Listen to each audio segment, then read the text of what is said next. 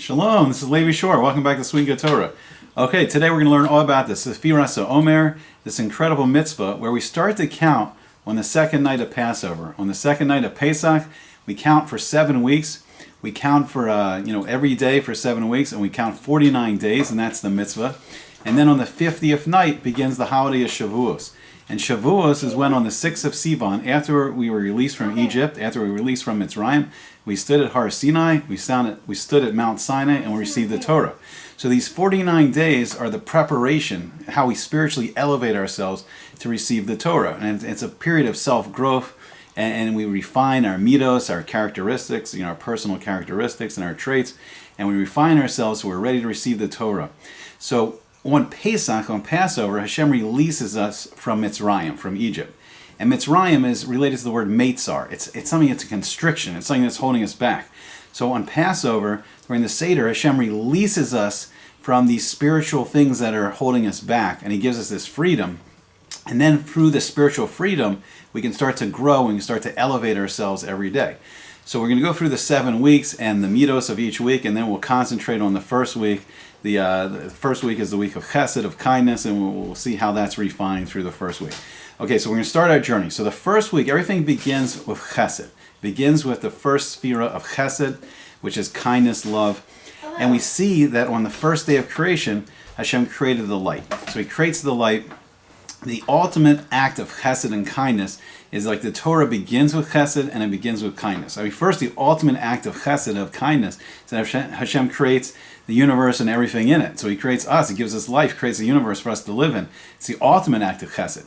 We also see that even chas v'shalom, even after Adam and Chava, even after Adam and Eve, they eat the fruit from the das, the eitz das tov v'ra. They eat the fruit from the tree of knowledge and good and evil. Even after chas v'shalom, they defy Hashem's command, and they do an avera, they do a sin. Hashem still has kindness. He still acts to them with kindness, with chesed, and He makes for them clothes for them to wear. And then the Torah ends with chesed, it ends with kindness. We see that the very last thing that happens in the Torah is Hashem buries Moshe. And burying a person that's nifter, that has passed away, is considered a chesed shel emes, a truthful kindness, because it's a kindness where we give kindness to someone and we don't ever expect to get anything back in return for it. Okay, so the first week of chesed, so the embodiment of chesed, of kindness, was Avraham Avinu, was Abraham. And him and his wife Sarah, they had a tent that the Midrash says was open on 4 sides, and they welcomed travelers who were wandering around, traveling, on the different roads and back then, and they gave them ultimate hospitality. So if you can imagine, you're in the barren wilderness, you're running out of food, you're all sweaty, from your travels, and what you want is, and all of a sudden ahead of you is this beautiful 5-star hotel, and you go in there and you have a delicious gourmet meal, and you can take a nice shower, and you can sleep in a nice bed, and what's the price? So they would say, so what Abraham would do is he says, if you just show chesed, if you just show thankfulness for the chesed that you receive, for the kindness you receive, all you have to do is make a blessing and just thank Hashem that He's given you all this food and He's given all you this. Or He gave a bill that was, equivalent to this extraordinary 5-star hotel that they were running. So the price would be free. And the only payment that Abraham wanted is just payment. Just repay Hashem. Just thank Him for all the delicious food and all the kindness you've received. So everything begins with this first week of chesed, of kindness. And this is how we begin our journey into learning the Torah and receiving the Torah. And it starts with doing kindness for other people. So now the second week is the week of Gevurah, the week of strength, which is really like self-control. And we see that Abraham's son, Yitzhak, Isaac, he was the embodiment of this quality of Gevurah, of self-control. And self-control is kind of nullifying your own ego, and you become someone that's just looking out for for others. So what he did is, Yitzhak was such the master of Gevurah that during the Akedah, when Hashem commanded Abraham to offer Yitzhak at the time was 37 years old. So he really was willing to give up his own life, for the command of Hashem. And then he nullifies his own ego, and through strength, what Yitzhak does through Gevurah is he carries on the mission of kindness that Abraham started. So Abraham started digging all these wells all around Eretz Yisrael, all around the land of Israel for travelers that were thirsty on their way. And what Yitzhak did is when these wells were filled in by the Plishtim, Yitzhak redug the wells. So sometimes we start our journey with kindness, and then the next step is the self-control and the perseverance and the strength to continue the journey. Now then we take these two extremes. We ultimate giving and the ultimate of like just receiving and nullifying ourselves, and then we find this perfect balance. And the third week is Tiferes. And the embodiment of this Tiferes, this harmony, this beauty, was Yaakov. And he took both of these qualities and he balanced them. So we see that when he saw Rachel, he was in love. But when he was dealing with men in deceit, like Esav and Lavan, who were trying to trick him and deceive him, he would use his intelligence to outsmart them. So he would adapt to whatever the situation is. And that's the balance between kindness and strength and self-control or nullification. And that balance becomes the third week of this Tiferes, this beauty, this harmony. And we go into our first set of 3, and that's the first week. Now then, the second set of 3 for the next 3 days is going to elevate it to a higher level. So on the first day of creation, Hashem creates the light. And on the second day of creation, the day of Gevurah, Hashem he makes the Rikiah. He separates between the lower waters and the higher waters, the physical waters in the earth we live in, and the higher waters in Shemayim, in the heavens. So it's a separation, strength. And then he balances it, and on the third day he creates the oceans and the dry land, and then in the soil Hashem creates all the plant life. So all the plants, the flowers, and all the fruits and the vegetables and everything growing from the ground. So when you reach this balance, you get the first stage of life. You get the life of the plants. So then we're going to see the next 3 are going to elevate everything to the higher level and into human relationships and the creation of human beings. So the next step along the way is going to be the step of Netzach. So let me read this real quick. So according to an ancient midrash, the first 6 days of creation, we're getting help from the book Inner Space by Rabbi Aryeh Kaplan. And he quotes an ancient midrash. He says, on the first 6 days of creation can be seen as 2 sets of 3 days each, where the second set perfects and completes the first set. So this is an exact parallel to the relationship between the first 3 Sephiros of Chesed, Gevurah, and Tiferes, and the second set of Netzach, Hod, and Yesod. So the midrash says that on the first day, Chesed, Hashem creates the light. And then on the 4th day, Netzach, he creates all the stars and the planets, and everything we see. So it's the refinement. Netzach means eternity. It means victory. It means dominance. And Netzach is when Hashem takes that light that he created and then he refines it. He puts it into the constellations and he creates all the planets and the stars and all the beauty we see in the heavens. So it's the refinement of Chesed. So first you take the kindness, the Chesed, and then you refine it into the Netzach. And the embodiment of this is Moshe Rabbeinu, is Moses. And he brings the Torah down from Shemayim. He brings the Torah down from heaven, and he brings it into the world, and it's the ultimate in eternity, because it connects us to the infinite and eternal being Hashem, and through the Torah we can connect to this infinity. We can connect to the Ein Sof, to the infinite. So Moshe is the embodiment of this quality, and the Netzach is the leadership.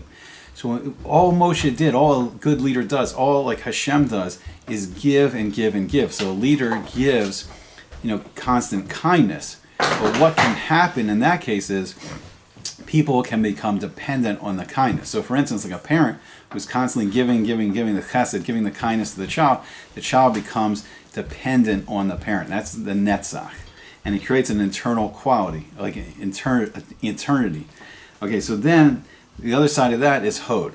So Gevurah is the self-control. So Hod is related to Hodah, thanks. So we give a thanks for everything, that Hashem has given us.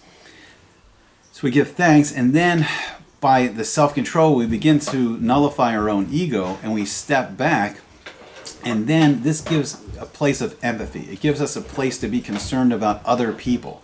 We take a step back and we see the needs. We're more passive, and we're working on the needs of other people. We're looking to help other people. And the embodiment of this was Aaron the Kohen, Moshe's brother, Moses' brother. And Aaron was what's called a Rodev Shalom. He pursued peace. So he would take his own ego out of the equation, and if a husband and wife were fighting, he would do whatever it would take to make peace between them. And so when you take yourself out of the equation, you can have empathy for other people, and it's where the self-control, the strength is leading. And pure and real strength, real powerful strength, the elevation of that strength is when you can help others, when you can bring shalom, you can bring peace to other people, and you can be empathetic to what other people are going through. So we go back to that midrash. So it says on the second day, Hashem created Gevurah, and he created the oceans by dividing the water. But on the fifth day of Hod, he created the fish in the water, and this is the perfection of the water.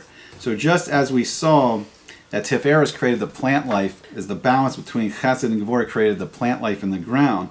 Now the balance between Netzach, the separation, and then the Gevurah dividing up the waters. So then the fifth day creates the life in the waters. It creates all the fish, the fish that living in the waters. So then the balance between this Netzach and Hod is Yesod. So it's called the foundation. So it's like the foundation of a building. If you're building a building, you need a very strong foundation.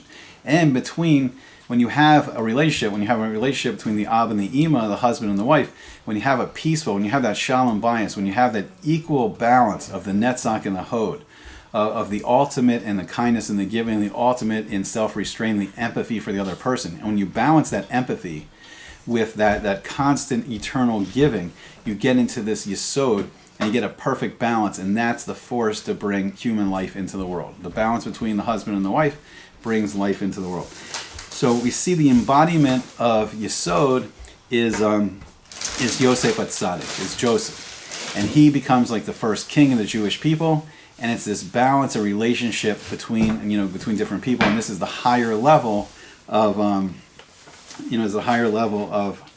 the first three, the second three. So then the Midrash says that on the third day, Hashem created the dry land, and on the sixth day, he created man, which is like the ultimate form of life on the dry land. So then the seventh week is the week of Malchus. This is kingship, royalty, and this is where we take these first 6 days. We take the 6 days of creation, we take all the spiritual work we've done, and Yesod then brings that into the physical world, and Malchus is the embodiment and the completion of everything into the physical world.